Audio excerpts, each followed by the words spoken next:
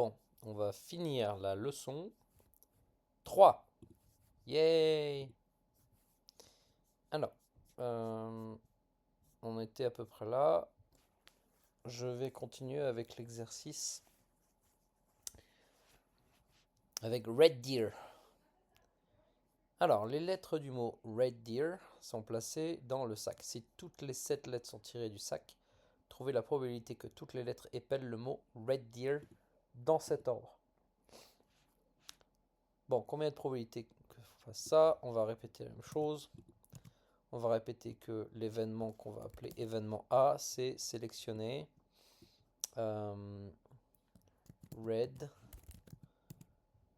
Deer dans cet ordre. Okay. Donc c'est le nombre d'occurrences de A divisé par le nombre d'occurrences totales. Donc ce qui est facile ici de compter, c'est combien de situations au total. Il y a 7 lettres. Donc ça fait 7 factoriels. Donc là c'est le nombre de factoriels de répétitions totales. Mais c'est 7 factoriels qu'on doit diviser par une certaine quantité. Donc je vais enlever ça, je vais juste mettre 7 factoriels. Hop, je vais enlever le haut. Alors, le nombre d'occurrences totales, c'est combien le nombre de résultats total? Vous avez Red Deer, donc vous avez 7 factoriels parce que vous organisez 7 lettres, mais avec répétition du E 3 fois. Donc vous devez diviser 7 factoriels par View Equation Toolbar. Boom.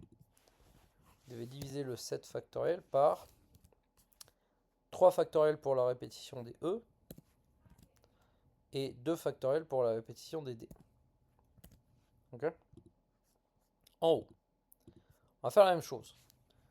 Combien il y a de situations dans lesquelles j'obtiens R, E, D, D, E, E, R? Ah bah tiens, j'ai un peu oublié la répétition du R là, non? Parce qu'il y a 2 R, il y a 2 D, 3 E, 2 R. Donc il y a 2 factoriels possibilités. Il faut que je divise par 2 factoriels possibilités pour le R. Donc ça c'est le nombre de combinaisons de possibilités finales qui existent. Maintenant, les situations dans lesquelles je pioche R, E, D, D, E, E, R. Il y en a combien? Combien j'ai de possibilités pour la première lettre? Dafnoob, combien j'ai de possibilités pour la première lettre? J'en ai 2, parce que j'ai 2 R. Très bien. Combien j'ai de possibilités pour la deuxième lettre? J'en ai 3, parce que j'ai 3 E. Combien j'ai de possibilités pour la troisième lettre? J'en ai 2, parce que j'ai 2 D. Puis, le deuxième, il me reste qu'un seul D. Le troisième, il me reste 2 E. Ah, c'est 2 E. Je vais pouvoir faire une omelette. Et ensuite, il me reste un seul E et enfin un seul R. Donc ça, c'est toutes les possibilités que j'ai de calculer Red Deer. Donc je vais prendre ce calcul-là. Je vais le calculer. Daphne, prends la calculatrice et calcule. Hop. On va le mettre ici. On va mettre celui-là à gauche, celui-là à droite. Comme ça, je peux voir ce que je fais. Alors le calcul du haut, il est dur. Hein. 2 fois 3 fois 2 fois 1 fois 2 fois 1 fois 1. Wow, alors on va le faire quand même parce qu'on ne sait jamais. Ça se trouve, on ne sait plus faire 2 fois 3. Ce ne serait pas la première fois que ça m'arrive. Divisé par, entre parenthèses, 7 factoriel divisé par 3 factoriel, 2 factoriel, 2 factoriel.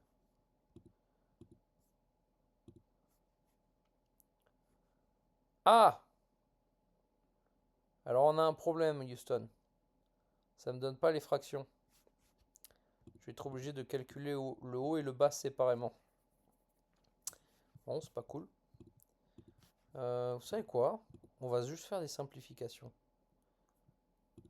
Ouais, on va faire ça. On va juste faire des simplifications. Donc on va le faire mathématiquement. Parce que sinon on va s'ennuyer en fait. Donc vous pouvez le faire et obtenir la fraction directement. Mais moi, vu que là, je suis tout seul avec mon ordinateur et ma calculatrice qui ne marche pas, je vais faire des simplifications. Quel genre de simplification je peux faire déjà? Je peux écrire qu'en haut, c'est 2 fois 3 fois 2 fois 2. Et j'ai pas besoin d'écrire le fois 1 fois 1 fois 1. 2. Youhou! Ensuite, en bas, je vais mettre le 7 factoriel. Et souvenez-vous que quand je divise par une fraction, je multiplie par la fraction inverse. Donc le 3 factoriel, 2 factoriel, 2 factoriel, je peux les mettre en haut. Et 3 factoriel, 2 factoriel, 2 factoriel, c'est 3 fois 2 fois 2 fois 2. 3 fois 2, c'est... comment ça s'appelle? 3 fois 2, c'est 3 factoriel. Ensuite, 2 fois 2 fois 2.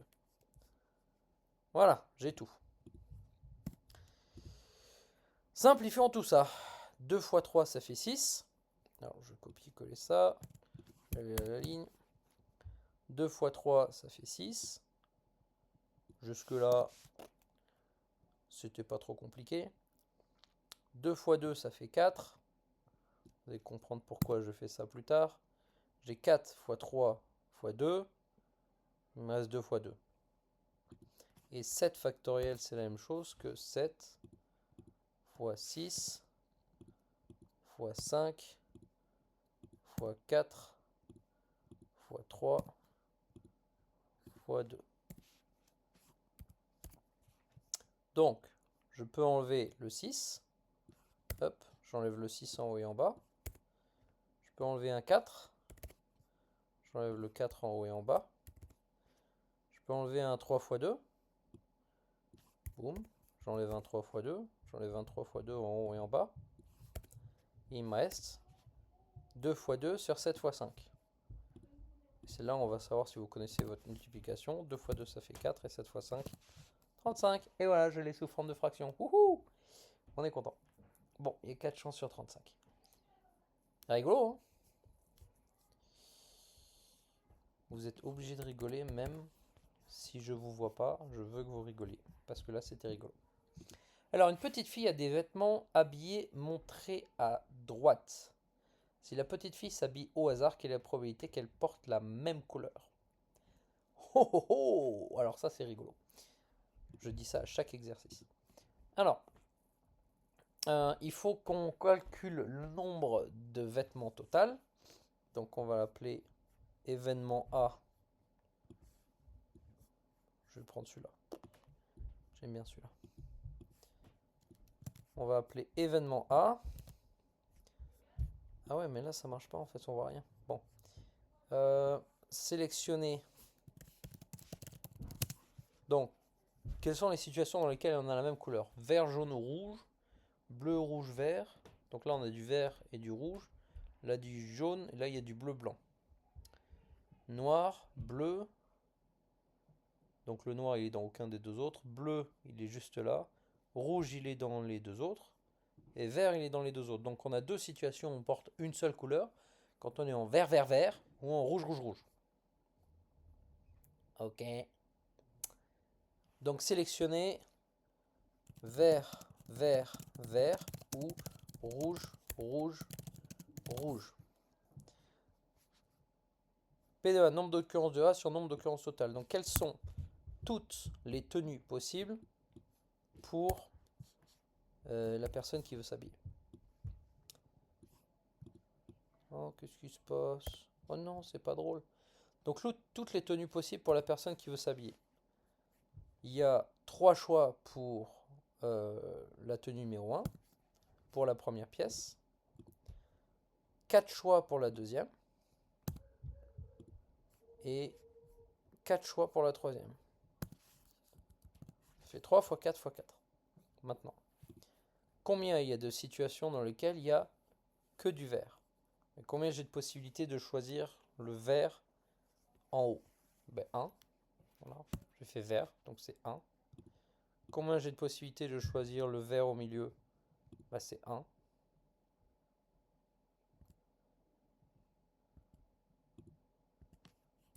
Et combien j'ai de possibilités de choisir le vert en bas? Ben c'est 1 aussi. Donc c'est la situation vert, vert, vert. Et puis l'autre situation, c'est rouge, rouge, rouge. Et rouge, rouge, rouge, pareil, c'est 1 fois 1 fois 1. Donc ça va juste être 1. on va l'écrire comme ça, et finalement 1 plus 1 ça fait 2. Et on va le simplifier comme étant 2 sur 3 fois 4 fois 2 fois 2. Donc ça va faire 2 sur 3. Oh là là, je fatigue là. Oh là là là, je fatigue. Je suis trop vieux. Je suis trop vieux pour ces conneries. Je devrais arrêter. Je suis beaucoup trop vieux. Donc on va simplifier par 1, 2 ici. Hop. Et 1, 2 là. Et on se retrouve avec 1 sur 3 fois 4 fois 2. Et ça fait donc une chance sur 24. Wouhou! Oi, oi, oi, oi, oi, oi. Mais c'est dur tout ça. Oh là là là là. J'espère que Ciné est en train de travailler. Est-ce qu'on peut le réduire ça? Non, on peut pas. Dernier exemple. Ouh, on y arrive. C'est le dernier, hein? Ouais, c'est le dernier. On est content parce que, waouh, c'est long. On va copier-coller ça parce que ça va être exactement la même chose encore une fois. Il y a 12 vélos dans la classe de spin de Marnie. Marnie. Waouh, ça s'appelle Marnie. Ça, c'est rigolo. Les vélos sont disposés en 2 rangées avec 6 vélos dans chaque rangée. Alison, Brett, Carol, Doug, Erika et Franco appellent chacun le gymnase pour réserver un vélo. Ils sont combien? 1, 2, 3, 4, 5, 6. Ils espèrent être dans la même rangée, mais ils ne peuvent pas demander un vélo spécifique. Déterminez la probabilité que tous les 6 amis seront dans la même rangée. Avec Alison et Franco à chaque extrémité. Supposons que la classe est toujours pleine. Pouf! Ah ouais. Ah ouais, c'est compliqué. Bon. P2, événement A. On n'a pas choisi un exemple super facile. L'événement A, c'est que Alice. Oh là là là là là là, c'est compliqué. Alison, Brett, Carol, Doug. Vous remarquerez à quel point les prénoms ont vraiment été choisis pour avoir l'air très très bizarre. Et Franco. Alors, Alison, Brett, Carol, Doug, Erika et Franco. Ils sont combien? 1, 2, 3, 4, 5, 6. Et on veut sont dans la même rangée avec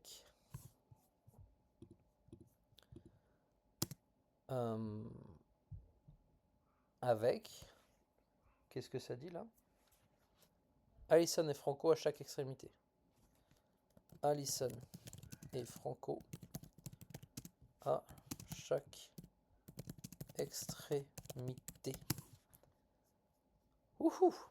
Alors il faut encore faire le nombre d'occurrences de A sur le nombre d'occurrences totales. Bon, le nombre d'occurrences totales, c'est que tous les vélos sont pris par des gens différents. Et tous les vélos ont une place différente. Et tous les vélos sont différents et tous les gens sont différents.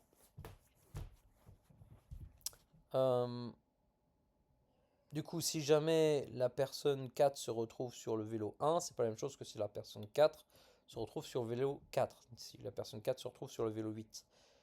Donc, l'ordre compte. Et donc une permutation. Et c'est une permutation. On dit que la classe est pleine. On vous a simplifié le travail. Honnêtement, on a été gentil. Il y a 12 vélos. Donc une permutation de 12 parmi 12. Bon, si la classe n'avait pas été pleine à chaque fois, ça aurait été une permutation de 12 permutations, le nombre de gens qui étaient présents. 12 permutations 6 par exemple. Bon, maintenant il va falloir qu'on calcule. Bon, 12 permutations 12, pour rappel, c'est 12 factoriel. Ok. Donc maintenant il va falloir qu'on détermine le nombre de situations dans lesquelles on a cette particularité-là. Ça correspond à combien de cas? Donc ça correspond au fait qu'il y ait une rangée dans laquelle on a organisé en premier soit Alison, soit Brett. Pardon, c'est soit Alison, soit Franco. Donc pour la première place, on a 2 possibilités. Ensuite, deuxième place, ça va être Brett, Carol, Doug ou Erika. Ça fait 4. Ensuite, si vous avez compris, la troisième place, c'est Brett, Carol, Doug ou Erika.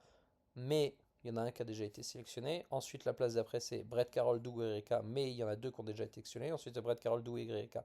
Mais il y en a déjà 3 qui ont été sélectionnés. Et ensuite, c'est juste Brett, Carol, Doug et Erika. Mais celui qui. Il n'en reste qu'un seul à sélectionner.